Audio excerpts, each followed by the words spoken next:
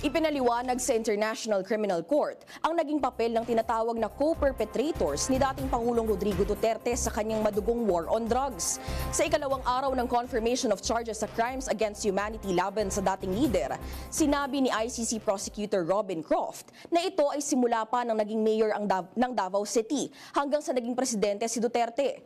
Aabot sa 76 na murder cases sa pagitan ng 2013 hanggang 2018 ang bitbit ng mga prosecutors. Binanggit ni Croft ang mga individual na bahagi ng tinatawag nilang hierarchical structure na binubuo ni Duterte sa Davao City at pinalawak ng maupong Pangulo noong 2016.